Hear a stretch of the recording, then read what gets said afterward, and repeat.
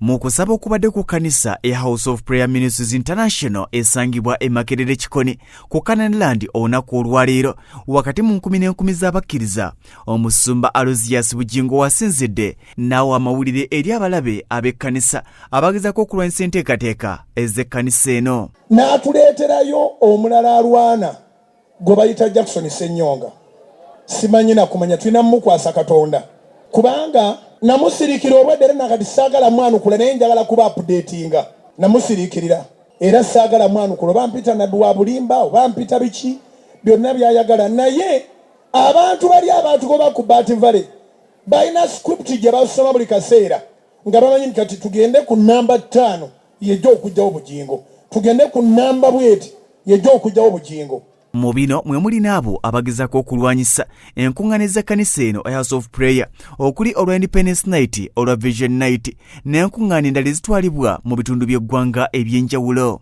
Nga tugenda e Bugembe omwaka guno Senyonga nga amazeeyo ennaku ataddeyo zi crusade ategeeza abantu tebajja ku nkuŋŋaana zange ndi mulimba biki ayogedde bingi.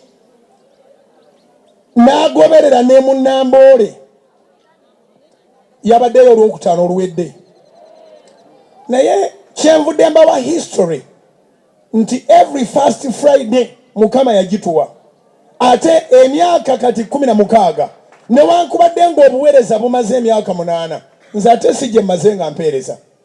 Omusumba Aloysius Bujjingo mu Nabuddu aliko omusumba gwanokoddeyo nga kati yakulembeddemu banne okulwanyisa House of Prayer Ministries International. Mu bino mwe mulina omudidi gw'ensimbi obukadde n'obukadde ezigambibwa okubanga zasasuddwa ab'ekisaawe eky'e Namboole ku nnaku z'ennyina House of Prayer Ministries International kwebadde tegekerako Independence Night, ekitegeeza nti enteekateeka zino ziba zitaataaganyiziddwa n'okukyusibwa. Twagenze okutuuka mu Namboole ng'amawulire ge tusanga mu Namboole ge gano nti olwokutaano luno ng'ennaku z'omwezi 4 lwe tugenda mu Independence Night, lwe lunaku lwaffe olugenda okusembayo okukola first Friday of every October. Senyonga aleese Yasasudde ennaku zonna. Mpola ab'emikwano obwo obusiru mu buleke eri ewaabwe, ffe situwogera fire, twagala alokoke. Akulira ekisaawe musajja musiraamu bamuyita Jamiru Sewanyana, mukwano gwange.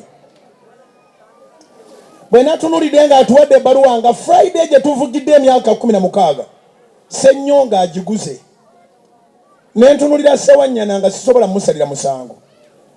Mu kukulira ekisaawe ekyo naye alina ssente ezimusabibwa. Ne ntunulira agamba tuli bannabbi ba bulimba, ne neebuuza kati ye kika kya njiri kijabulidde Jamiru okupaaza olunaku lwe twagendayo nga tewali na muntu asabira mu Namboole mu mwezi gwa 10. Teri asabira mu Namboole mu mwezi gwa 10, taliyo.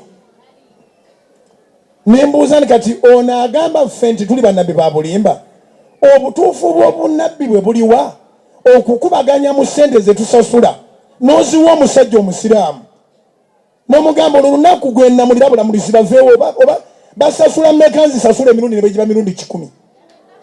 Oluvannyuma lw'amawulire gano bangi bawuniikiridde era bakowodde essaala eri omutonzi ataasa ekkanisa yaabwe. Senyonga lwe yaguze tuluveeko lubadde lwaffe okumala emyaka 16 ate tekitegeeza nti Katonda yabadde luddawa nga Senyonga yiwa omudidi okugula ennaku ze tubadde tukuteekeramu enkuŋŋaana. Katonda waali tosobola kuuza nti yali luddawa nga bakwata Yesu okumukomerera, wabula alabikeko nga byonna bamaze obikola. Alabikeko nga byonna bamaze obikola.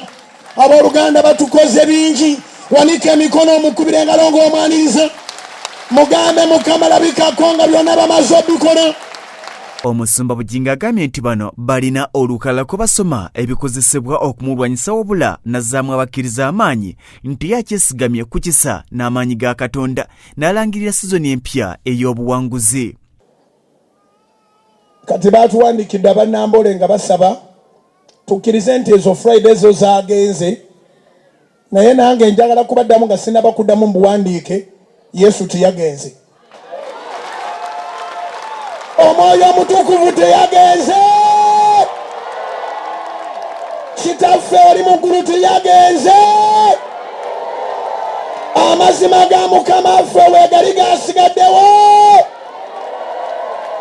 Njagala okukunga abantu mwenna abalokole n'abatali balokole bazze babeera mu kusaba kuno n'abatakubeerangamuuko, mujje twewe mu Namboole turisiivinga ebyamagero ebiri fayino mu linnya lya Yesu. Abakkiriza bamuyiridde ensimbi ezitagambika wakati mu ssanyu era zino aziwaddeyo okukola ku nteekateeka eza Independence Night ku lunaku olw'okutaano.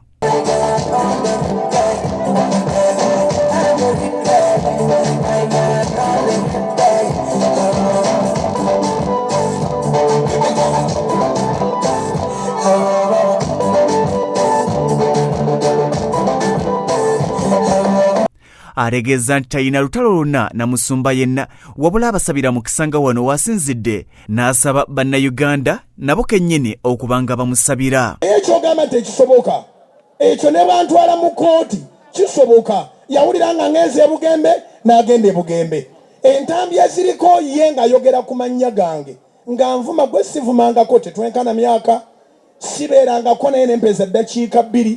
Lwe nali musanze namusanga ku mukolo titulina na mboozi gye twanyumya, nagenda ne mubuuzaako ng'omuntu omukulu era mujjukira bwe nakomawo nabagamba gye namusanze ntera namubuuzizaako nga nze simanyi nti baasensera dda balina scripti yaabwe ey'okunsaanyizaawo ddala. By'okusakiddwa tumwebaze Godfrey ku lwa Swot TV Omunnyo.